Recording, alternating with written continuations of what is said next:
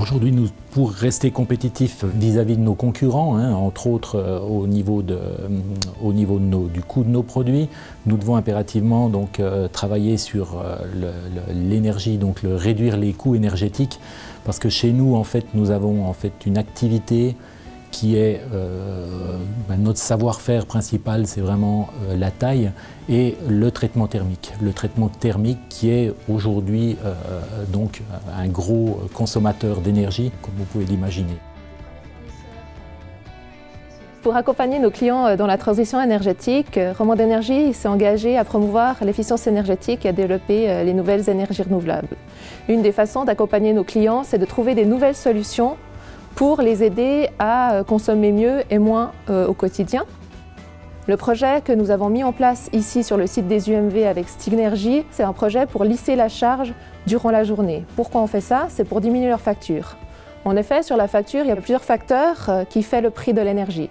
Bien sûr, il y a le volume consommé, mais il y a aussi l'appel de puissance. Qu'est-ce que c'est un appel de puissance? C'est qu'à un moment donné, dans la journée, l'entreprise va faire une pointe de consommation parce qu'elle va enclencher plusieurs appareils en même temps, par exemple. Les entreprises payent cette pointe de puissance parce qu'en fait, on doit dimensionner le réseau de manière plus importante pour leur permettre de faire cet appel de puissance. Par exemple, c'est comme si on devait construire une autoroute à 6 voies pour faire passer quelques très grands camions durant la journée. Nous avons établi une vision, une stratégie dans l'entreprise. C'est justement l'optimisation de notre consommation électrique. Et le projet qu'on a entrepris avec nos différents partenaires, qui sont Stignergie et Romande Énergie, c'était justement d'éliminer ces crêtes pour les déplacer et pouvoir avoir une optimisation de notre consommation énergétique.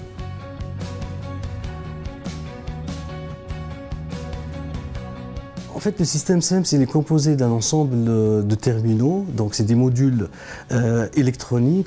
Dans un site, on va brancher, on va choisir les gros consommateurs dans laquelle on va brancher un terminal pour chaque appareil qu'on va contrôler. Dans les tableaux électriques, nous installons un connecteur de communication qui permet à tous les terminaux qui sont présents dans ce tableau électrique de s'échanger les informations entre eux. S'il y a différents terminaux dans d'autres bâtiments, nous avons développé un bridge, qui est un module de communication radio, qui permet d'échanger ces informations via les airs entre les différents bâtiments. De plus, nous utilisons un autre bridge qui permet de récupérer les informations échangées et les envoyer directement sur notre gateway, qui permet de transférer tout ça sur notre serveur web. Un terminal, en fait, il mesure la consommation électrique en temps réel et aussi un ensemble d'informations qui concernent la flexibilité et les contraintes de chaque appareil contrôlé.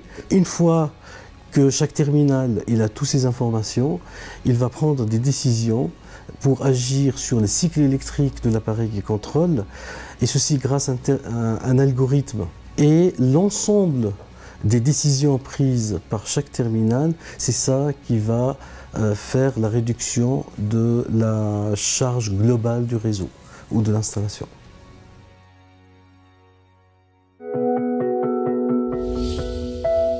La stratégie énergétique 2050 a pour objectif de garantir l'approvisionnement à long terme en sortant progressivement du nucléaire, tout en diminuant nos consommations d'énergie fossile et nos émissions de gaz à effet de serre.